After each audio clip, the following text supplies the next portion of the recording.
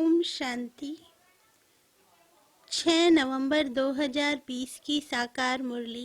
बाबा कहते, मीठे बच्चे, तुम अभी गॉडली सर्विस पर हो। तुम्हें सबको सुख का रास्ता बताना है, स्कॉलरशिप लेने का पुरुषार्थ करना है। प्रश्न, तुम बच्चों की बुद्धि में जब ज्ञान की अच्छी धारणा हो जाती है तो कौन सा डर निकल जाता है? उत्तर, भक्ति में जो डर रहता है कि गुरु हमें श्राप न दे देवे, यह डर ज्ञान में आने से, ज्ञान की धारणा करने से निकल जाता है। क्योंकि ज्ञान मार्ग में श्राप कोई दे न सके। रावण श्राप देता है, बाप वर्षा देते हैं। रिद्धि सिद्धि सीखने वाले ऐसा तंग करने का, दुख देने का काम करते हैं।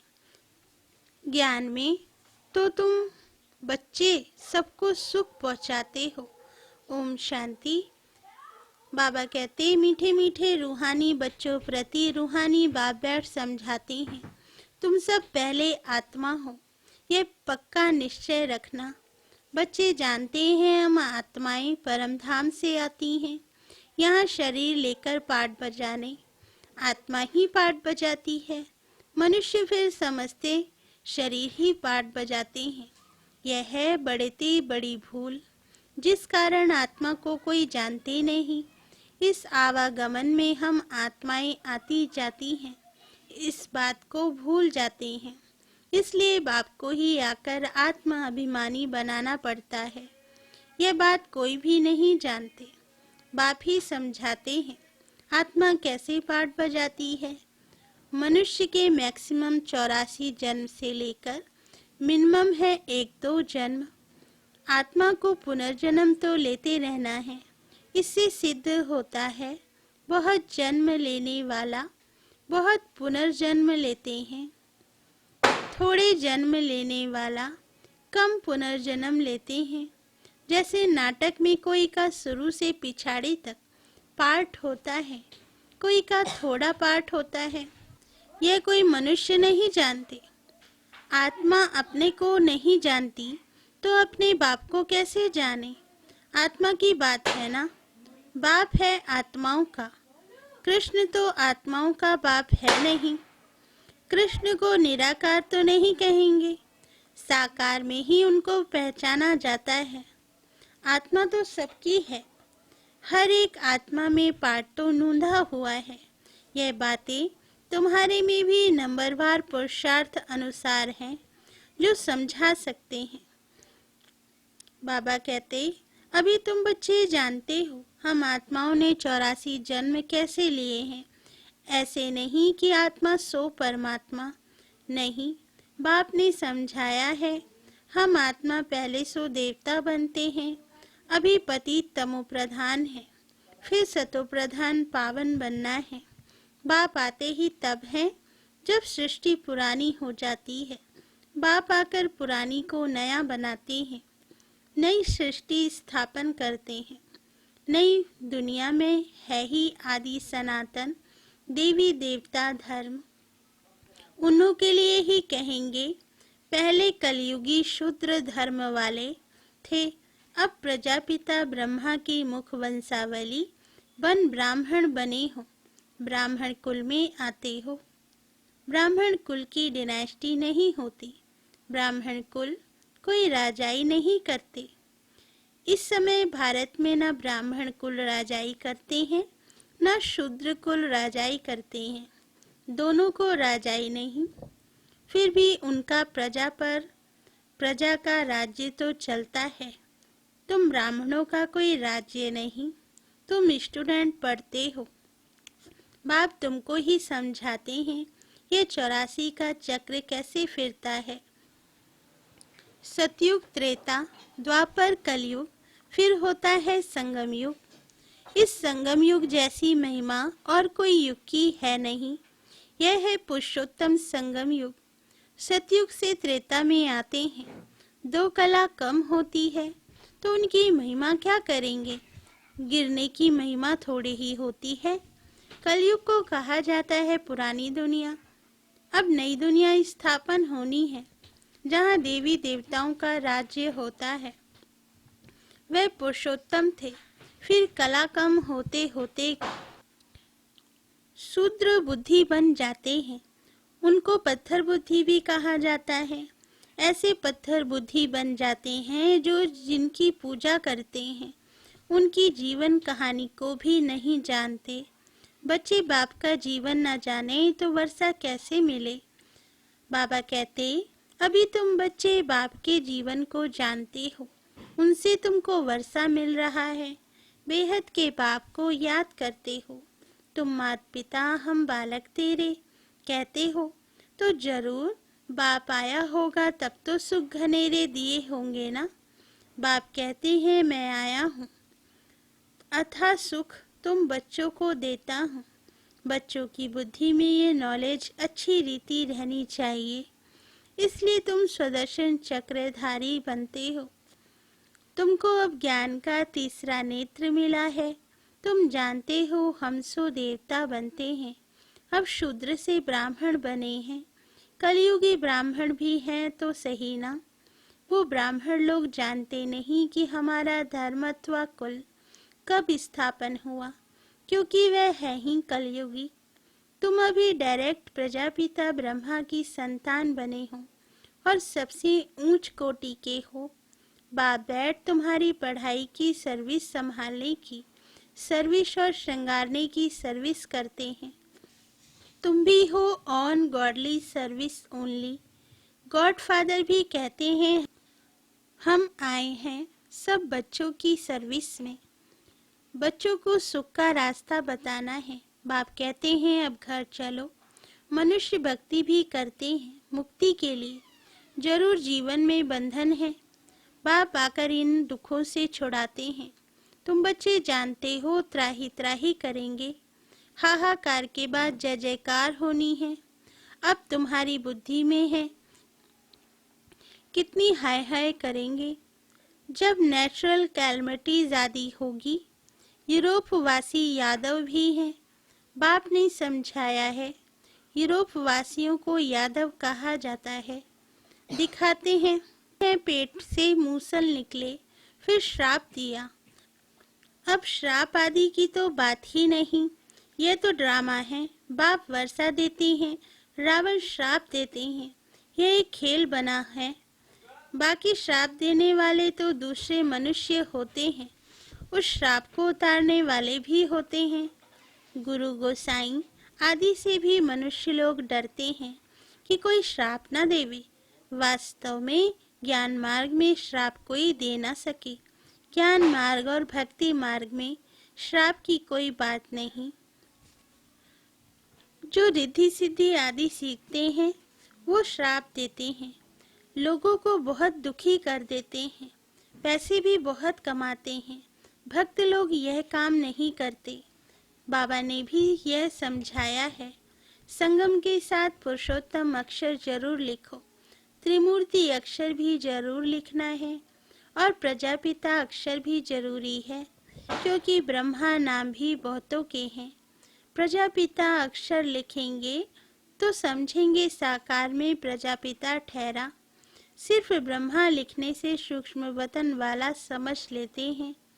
ब्रह्मा विष्णु शंकर को भगवान कह देते हैं। प्रजापिता कहेंगे तो समझा सकते हो। प्रजापिता तो यहाँ है, सूक्ष्म वतन में कैसे हो सकता है। विष्णु को तो दिखाते हैं, ब्रह्मा की नाभि से निकला। तुम बच्चों को भी ज्ञान मिला है, नाभि आदि की कोई बात ही नहीं। ब्रह्मा सो विष्णु, विष्णु सो ब्रह्मा कैसे बनते हैं। सारे चक्र का ज्ञान तुम इन चित्रों में समझा सकते हो। बगैर चित्र समझाने में मेहनत लगती है। ब्रह्मा सो विष्णु, विष्णु सो ब्रह्मा बनते हैं। लक्ष्मी नारायण 84 का चक्र लगाकर फिर ब्रह्मा सरस्वती बनते हैं। बाबा ने पहले से नाम दे दिए हैं। जब भट्टी बनी तो नाम दिए, फिर कितने चले गए। इसलिए समझाया है ब्राह्मणों की माला होती नहीं, क्योंकि ब्राह्मण है पुरुषार्थी। कभी नीचे कभी ऊपर होते रहते हैं। ग्रहचारी बैठती है। बाबा तो जवारी था। मोतियों आदि की माला कैसे बनती है? अनुभवी है। ब्राह्मणों की माला पिछाड़ी में बनती है। हम सो ब्राह्मण दैवी गुण धारण कर देवता बनते हैं। फिर सीढ़ी उतरनी है, नहीं तो 84 जन्म कैसे लेंगे? 84 जन्मों के हिसाब से यह निकल सकते हैं। तुम्हारा आधा समय पूरा होता है, तब दूसरे धर्म वाले ऐड होते हैं। माला बनाने में बड़ी मेहनत लगती है। बड़ी संभाल से मोतियों को टेबल पर रखा जाता है कि कहाँ हिले नहीं। फिर सुई से डाला जाता है। कहाँ ठीक ना बने तो फिर माला तोड़नी पड़े। यह तो बहुत बड़ी माला है। बाबा कहते, तुम बच्चे जानते हो हम पढ़ते हैं नई दुनिया के लिए। बाबा ने समझाया है कि स्लोगन बनाओ, हम शूद्र सो ब्राह्मण, ब्राह्मण सो देवता कैसे बनते हैं, आकर समझो।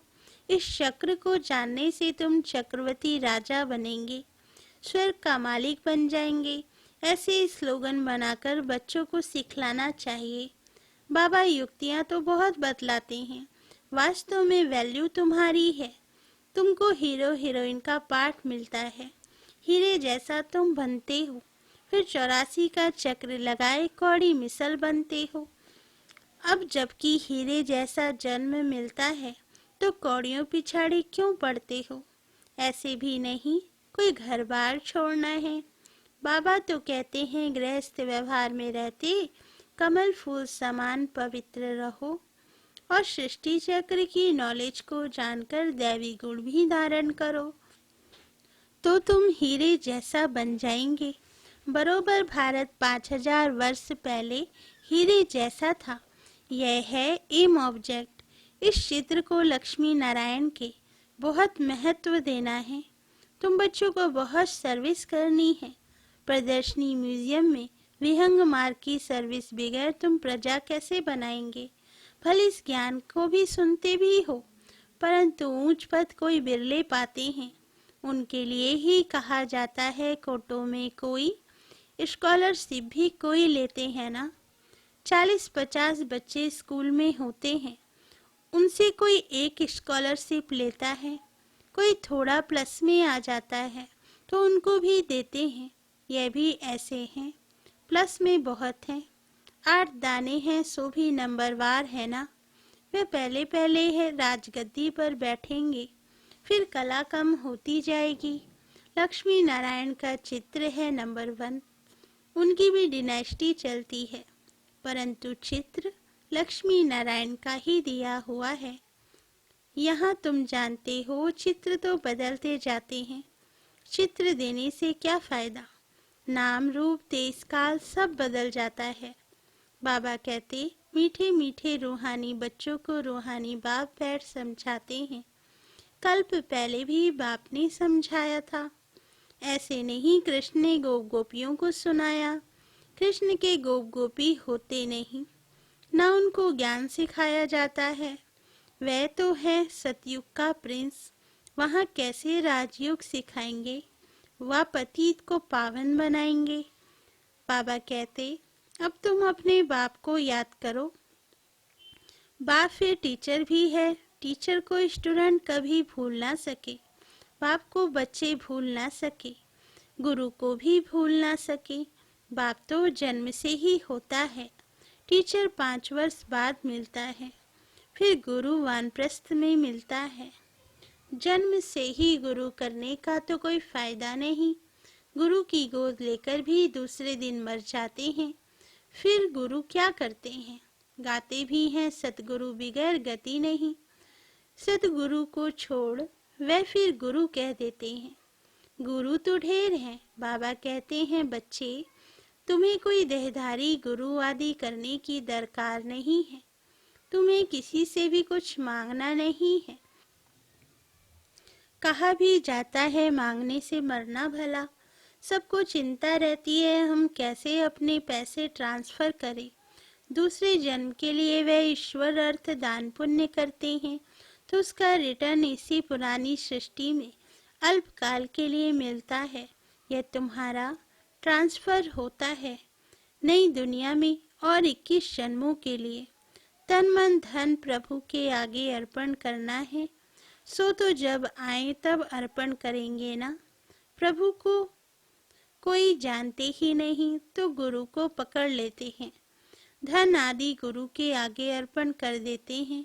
वारिस नहीं होता तो सब गुरु को दे देते हैं। आजकल कायदे अनुसार ईश्वर अर्थ भी कोई देते नहीं है। बाप समझाते हैं, मैं गरीब निवाज हूँ, इसलिए मैं आता ही भारत में हूँ। तुमको आकर विश्व का मालिक बनाता हूँ। डायरेक्ट और इनडायरेक्ट में कितना फर्क है वह जानते कुछ भी नहीं, सिर्फ कह देते हैं हम ईश्वर अर्पण करते हैं। है सब बेसमझी।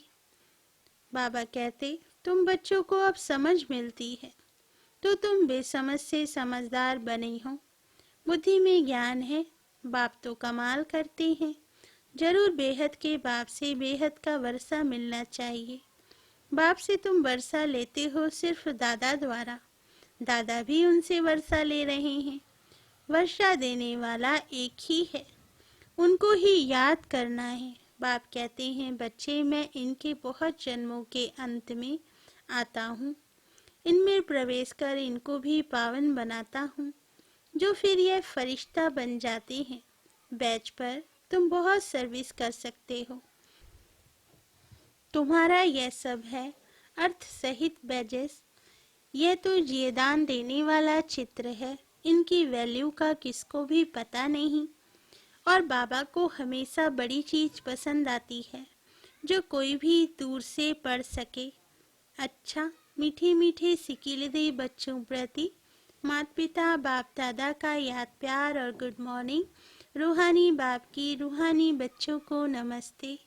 हम रूहानी बच्चों की रूहानी माता पिता बाप दादा को याद प्यार गुड मॉर्निंग और नमस्ते बाबा, नमस्ते। धारणा के लिए मुख्य सार। फर्स्ट पॉइंट, बाप से बेहद का वर्षा लेने के लिए डायरेक्ट अपना तन मन धन ईश्वर के आगे अर्पण करने में समझदार बनना है। अपना सब कुछ 21 जन्मों के लिए ट्रांसफर कर लेना है। सेकेंड पॉइंट, जैसे बाप पढ़ाने की, संभालने की और श्रृंगारने की सर्विस करते हैं, ऐसे बाप समान सर्विस करनी है। जीवन बंद से निकाल सबको जीवन मुक्ति में ले जाना है। वरदान, सर्व खजानों की इकोनॉमी का बजट बनाने वाले महीन पुरुषार्थी भाव। वरदान का सार, जैसे लौकिक रीति में यदि इकोनॉमी वाला घर ना हो तो ठीक रीति से नहीं चल सकता, ऐसे यदि निमित्त बने हुए बच्चे इकोनॉमी वाले नहीं हैं तो सेंटर ठीक नहीं चलता। वह हुई हद की प्रवृत्ति, यह है बेहद की प्रवृत्ति। तो चेक करना चाहिए कि संकल्प, बोल और शक्तियों में क्या क्या एक्स्ट्रा खर्च किया है। जो सर्व खजानों की इकोनॉमी का बजट बनाकर उसी अनुसार चलते हैं, उन्हें ही महीन पुरुषार्थी कहा जाता है। उनके संकल्प, बोल, कर्म व ज्ञान की शक्तियाँ कुछ भी व्यर्थ नहीं जा सकती। स्लोगन, स्नेह के खजाने से मालामाल बन सबको स्नेह दो और स्नेह लो। अच्छा, ओम शांति।